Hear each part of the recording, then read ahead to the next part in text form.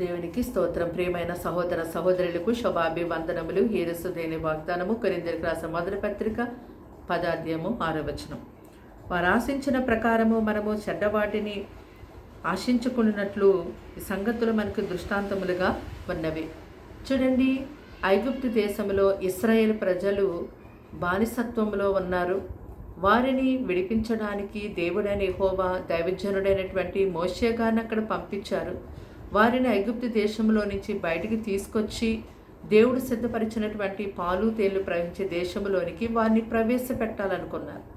అయితే మరి ఆ యొక్క పాలు తేళ్లు ప్రవహించే దేశంలోనికి ప్రవేశపెట్టబడే ముందు ఇశ్రాయేలు ప్రజలు 40 సంవత్సరాలు అరణ్య మార్గం మందు నడిచారు. ఈ 40 సంవత్సరాలు కూడా దేవుడు ఇశ్రాయేలు ప్రజలకు ఎంతో గొప్పగా తోడుగా ఉన్నారు. వారిని ఎంత మాత్రం విడవకుండా ఎడబాయకుండా పగటి వేళ మేఘస్తంభమే, రాత్రివేళ అగ్నిస్తంభమే వారికి ముందుగా నడిచి వారిని ఎంతో కాపాడారు. అంతేకాదు ప్రతిరోజు ఆకాశము నుండి ఆహారాన్ని కురిపించి వారిని పోషించారు. వారికి వారి పశువులకి సమృద్ధికరమైన నీటిని ప్రతిరోజు ఇచ్చారు. అలాగే మరి వారు వేసుకున్న బట్టలు పాతికిరిపోకుండా, వారి చెప్పులు వారు విడిపోకుండా, వారి కాలుబలం తగ్గిపోకుండా దేవుడు 40 సంవత్సరాలు కూడా ఇశ్రాయేలు ప్రజలు గొప్పగా పోషించి నడిపించి కాపాడారు. అయితే దాన్ని బట్టి ఇశ్రాయేలు ప్రజలు దేవుణ్ణి స్తుతించలేదు, దేవుని మహిమపరచలేదు, గణపరచలేదు. కానీ మరి ఇంకనూ కూడా వారు చెడ్డవాటిని ఆశించారు. అంటే ఐగుప్తు దేశంలో వారు తిన్నటువంటి కీరదోసకాయలు, మాంసము, ఉల్లిపాయలు, ఇంకా రకరకాలైనటువంటి ఆకుకూరలు, ఇవన్నిటిని జ్ఞాపకం చేసుకుని అక్కడ ఉన్నప్పుడే బాగుంది మాకు అని చెప్పి వారు దేవుని మీద సనుగారు, ఆయన ఎంతో దుఃఖపెట్టారు. చూడండి, దేవుడు వారికి ఎంతో తోడయండి ఎంతో గొప్పగా అరణ్య మార్గంలో వారిని పోషిస్తూ ఉంటే వారు దేవుణ్ణి బట్టి సంతోషించకుండా మరి తర్వాత మమ్మల్ని దేవుడు సమృద్ధికరమైన స్థితిలోనికి పంపిస్తారు కదా, ఇప్పుడు మేము దీనిని ఓర్చుకోవాలి, సహించుకోవాలి అని వారికి ఎంత మాత్రము కూడా అనిపించలేదు. ఇంకా చెడ్డవాటిని ఆశించారు. అంటే దేవుడిచ్చిన దాన్ని తృణీకరించి వారు వేరొక దానిని వారు ఆశించారు. కాబట్టి అందుకే దేవుడు వాక్యం ద్వారా చెడ్డవాటిని వారిని ఆశించారని తెలియచేస్తా ఉన్నాడు. మరి వారు దేవునికి ఆ సనిగి కొనిగి అరణ్య మార్గములో ఉన్నటువంటి ఆ ప్రజలు దేవుణ్ణి దుఃఖపెట్టిన కారణాన వారు అరణ్య మార్గములోనే సనిగిన వారందరూ కూడా దేవుడు వారిని సంహరించాడు.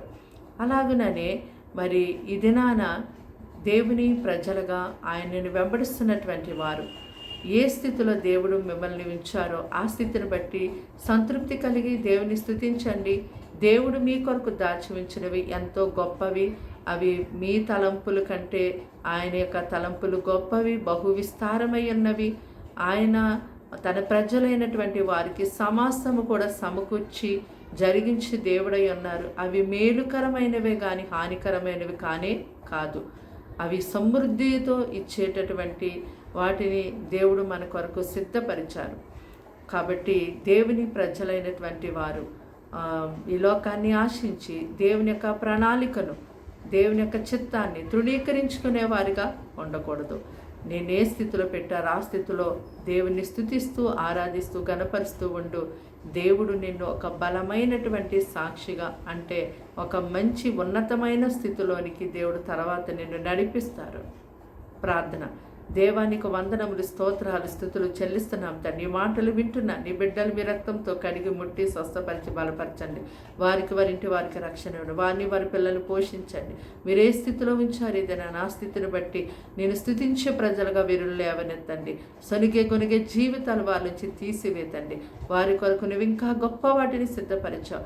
వాటిని పొందుకునే క్రమంలో ముందు ఇప్పుడున్న స్థితిని వారు ఎంతగానో సహించుకొని ఓర్చుకునే వారి గుంటకు సహాయం చేయండి ప్రభా. ఎదుగో తండ్రి, నేను దుఃఖపెట్టి ఆయాసపెట్టి మాటలతో హృదయంలో ఎంతగానో నిన్ను ప్రభా వారు చెడ్డగా తండ్రి నాయన ఆలోచన కలిగి ఉన్నారేమో వారిని క్షమించమని ప్రార్థిస్తున్నాము దేవా. పరిశుద్ధాత్మదేవాన్ని క్షమించండి. సమస్యలను తట్టుకోలేక ఆ విధంగా ఆలోచన చేస్తూ ఉన్నారేమో వారిని మన్నించండి ప్రభా. ఎదుగో తండ్రి నాయన ఈ దినమంతా వారికి మంచి ఆరోగ్యములు ఇవ్వండి, నెమ్మది ఇవ్వండి. అపవాది తంత్రం నుంచి విడిపించండి. నీ కృప, నీ కాపుదల ఎంతో వారికి వారి కుటుంబానికి దినమంతా మెండుగా ఉంచి నడిపించమని యేసు నామమున అడిగి వేడుకుంటున్నాం తండ్రి. ఆమేన్.